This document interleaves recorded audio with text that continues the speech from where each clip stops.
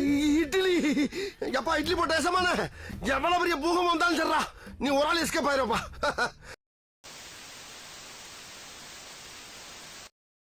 Today 20ங்க ஸ்டார்டிங்கே அந்த பேரை சொல்லிட்டேன்னா மறக்காதேன்னு சொல்லலான்னு பார்த்தேன். டுடே ட்ரெண்டிங்ல இருந்து கர்நாடகாவில் ஏதோ 7000 பேருக்கு ஹெச்ஐவி வந்திருக்குன்னு வீடியோ போட்டிருக்காங்க. அது உண்மையா பொய்யானே தெரியல. நியூஸ்ல எதுவும் வந்த மாதிரி தெரியல. நான் நியூஸ் தான் பார்க்கல. இது என்ன தெரியல. பார்த்தாதான் தெரியும். பாப்போம்.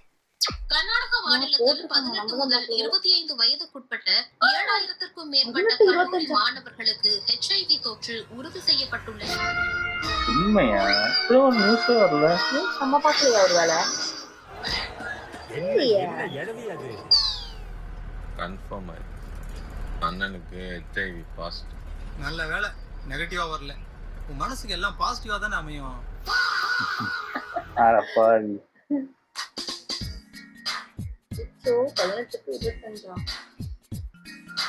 நம் அண்டை மாநிலமான கர்நாடகாவில் ஆயிரக்கணக்கான கல்லூரி மாணவ மாணவிகள் HIV தொற்றால் பாதிக்கப்பட்டிருக்காங்கன்னு வெளியாக இருக்கக்கூடிய தகவல் ஒட்டுமொத்த நாட்டையுமே அதிர்ச்சிக்குள்ளாக்கி இருக்கு. எனக்கு தெரிஞ்ச ஏதாவது சாப்பாடுக்கு போது ஏதாவது கலந்துட்டாங்களா? பிளட் மாறி எதை ஏற்றி விட்டாங்களா?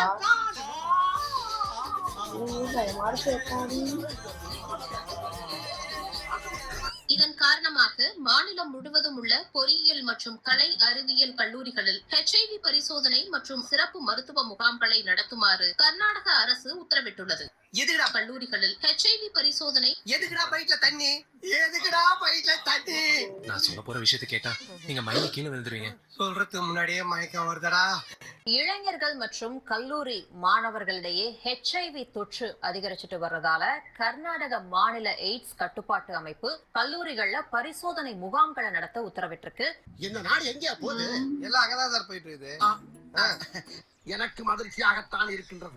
அதுவும் ஆரம்பத்திலிருந்து அதிர்ச்சியாகத்தான் இருக்கின்றது. ஏன் இந்த அவசரம்? உடனடியாக மாநில அளவில் இருக்கக்கூடிய எல்லா கல்லூரிகள்லயுமே இந்த பரிசோதனை முகாம்களை நடத்துறாங்க அப்படின்னு நம்ம பார்க்கும்போது அது காரணம் என்ன? நான் சொல்லவா?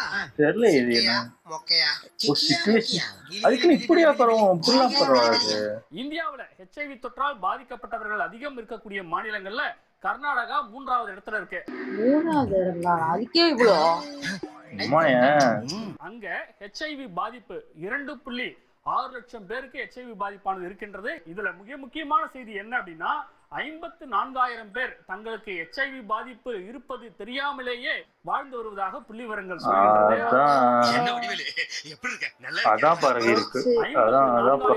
தங்களுக்கு HIV பாதிப்பு இருப்பது தெரியாமலேயே வாழ்ந்து வருவதாக புள்ளிவிவரங்கள் சொல்கின்றது. இது தவிர ஆயிரக்கணக்கான இளம் தலைமுறையினரும் HIV-யால பாதிக்கப்பட்டிருக்காங்கிறது தான் அதிர வைக்கின்றது.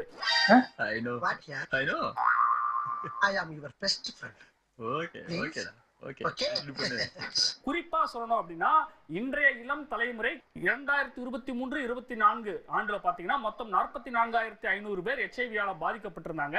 இதுவே கடந்த நிதியாண்டுல 2025-26 பார்க்கும்போது 66,600 பேர்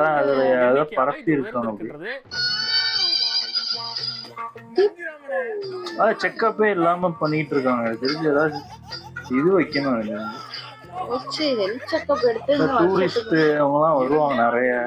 இளம் தலைமுறையினரிடையே HIV பாதிப்பானது 50% மேல அதிகரித்திருப்பது மிக பெரும் ஒரு அதிர்ச்சியை ஏற்படுத்தியிருக்கின்றது. அவ்வளவு வெறி மாப்பிளைக்கு இதெல்லாம் எங்களுக்குள்ள ஒரு என்டர்டைன்மெண்ட்டுங்க. என்டர்டைன்மெண்டா? இது தவிர 18 இருந்து 35 வயது வரை இருக்கக்கூடிய சுமார் 7,000க்கும் அதிகமான இளைஞர்களுக்கு சமீபத்தில் HIV பாதிப்பானது கண்டறியப்பட்டிருக்கு. இதனாலதான் எல்லா கல்லூரிகளிலுமே HIV பரிசோதனை எப்படி கண்டுபிடிச்சாங்க 7,000 எடுத்திருக்கின்றது. அதாவது ஹெல்த் செக்அப் பண்ணிருப்பாங்க. இல்ல வேலைக்கு ஜாயின் பண்ணும்போது அந்த மாதிரி ஹெல்த் செக்அப் பண்ணுவாங்க. நம்ம குடும்பத்துல பொம்பளை சோக்கு கேக்குதா? உண்மையிலே பயமா இருக்கு. 18 வயதுனா வந்து அந்த பாலியல் இதை ஆரம்பிக்கக்கூடிய ஒரு வயது. இதெல்லாம் கண்டுக்கப்படாது. ஏன்னா இது பாலிப வயசு. அதனால 18 இருந்து 30 வயதுக்குள்ள ஏன் அதிகமா இருக்கு அப்படின்னா, ஒன்று பாதுகாப்பற்ற உடலுறவு கொள்ளுதல், அதை விட முக்கியமானது வந்து போதை பழக்கம். அதுதான் இருக்கும் எனக்கு தெரிஞ்சு. மேக்ஸிமம் அதுதான் இருக்கும். எவனும் படிக்கல விளங்கும்டா அந்த காலேஜ் விளங்கும். குறிப்பா ஜென்சி தலைமுறை மேல நிறைய விமர்சனங்கள் இருக்கு. அப்ப இவங்க இந்த அளவுக்கு அஜாக்கிரதையா இருப்பாங்களா? ரொம்ப பயமா இருக்கு. ஏமா நீ நினைக்கிற அளவுக்கு நாங்க இன்னும் பக்குவம் அடையலாமா? குழந்தைக்கு சமமாவே வாழ்ந்துகிட்டு இருக்கோம். நீ குழந்தையா? இது சும்மா. அதாவது ஒரு தலைமுறையை நம்ம குற்றம் சொல்லக்கூடாது. ஒழுங்காய் வேலை பார்ப்பவர்கள் கூட உன்னை பார்த்து கெட்டு விடுவார்களா? ஓகே, பெங்களூரு போன்ற பெருமாநகரங்கள்ல இப்ப டேட்டிங் ஆப்ஸ்கள் வந்து அபரிமிதமான வளர்ச்சியை கண்டிருக்கு அப்படின்னு நம்ம புள்ளி விவரங்கள் மூலமா இதுவும் ஒரு ஃபேக்டரா இருக்குமா இந்த இடத்துல? அதெல்லாம் முடக்கணும் எனக்கு தெரிஞ்சு. இந்த மாதிரி விட போய் தான் தமிழகம் போன்ற மாநிலங்கள்ல இப்ப கல்லூரி மாணவர்கள் கிட்ட இப்ப கர்நாடகாவில் நடக்கிற மாதிரியான பரிசோதனை இங்க நடத்தப்படுவது அவசியமா இல்ல தேவையில்லை? எனக்கு தெரிஞ்சு பண்ணணும். அவசியம். இங்கேயே பண்ணாதான் தெரியும். எனக்கு தெரிஞ்சு அங்க பண்ண போய் தெரிஞ்சிருக்கு.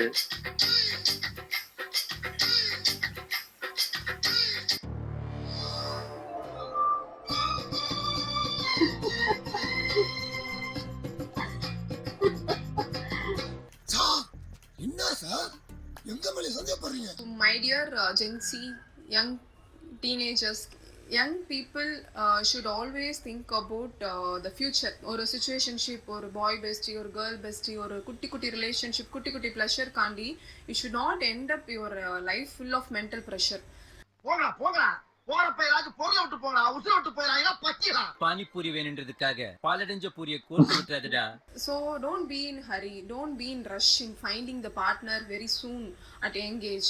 Just be calm, wait, focus on your studies, focus on your development. பொம்பளை வெறி புடிச்சு போய் தெரிஞ்சுக்கிற நீங்க, பொம்பளை தெரிஞ்சுக்கிற நீங்க, பெண்ணு பொளந்துற பாத்துக்க, எல்லாம் நடக்க வேண்டிய நேரத்துல நடக்கும்டா. And if you are about 23, 25, if you are into serious relationship, consider testing together and use protection before getting into any serious relationship. எனக்கு தெரிஞ்சது அதான் நான் பண்ணியானோம்.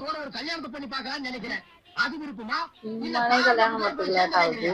ஐயா அப்துல் கலாம் அவர்களே, அவ்வளவுதான். இதுக்கப்புறம் சீக்கிரம் ஏதாவதுன்னா செக்கப்போட தான் விவகாரம் தொடர்பாக கல்யாணமே பண்ணுவாங்க போல. தமிழக முதலமைச்சர் டெஸ்ட் போடாம கல்யாணம் கிடையாது. போடாப்பா போய் நல்லபடியா போறதுக்கு முன்னால என்ன பதட்டமான சூழல் நிலவுவதால் முதல்வர் விஜய் இப்போதைக்கு கர்நாடகாவிற்கு வர வேண்டாம் என கர்நாடகா முதல்வர் DK சிவகுமார் பேசியுள்ளார். சார், இன்னைக்கு சார் வீட்டுக்கு வர சொல்லிருந்தீங்களா? ஆமா, வீட்டுக்கு தான் வர்றேன். வராதீங்க சார்.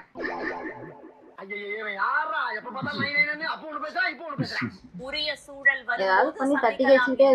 தெரிவித்திருக்கிறார். ஏதாவது ப்ராப்ளம் ஆகி ஏதாவது இது பண்ணிட்டாங்கன்னா, ஏன்னா அவங்களுக்கு அவங்க ஆப்போசிட் கட்சி பிஜேபி தான் அந்த இது போராட்டம் பண்றது. உன்னை நம்பாதேன்னு இவங்கிட்ட எத்தனை தடவை சொன்னேன். இவன் தான் ஏன் பேச்ச கேட்காம உங்ககிட்ட தான் பார்க்கணும்னு சொன்னான். I could see that the atmosphere is not right at this point of time. So I'm appealing him that let us postpone the. ஏன் இவங்களே பண்ணிட்டு அவங்க மேல படி போடுறதுக்கும் வாய்ப்பு இருக்கு. அதனால இல்லைங்க அந்த மெத்தட் எப்படி யாருக்காரப்பே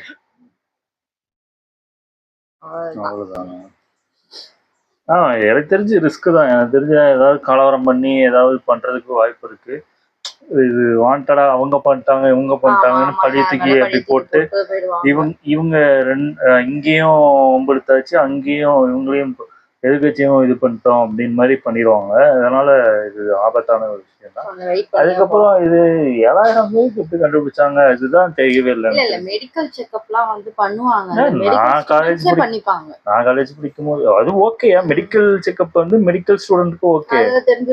மேபி அது மத்தவங்கலாம் எனக்கு தெரியலையே.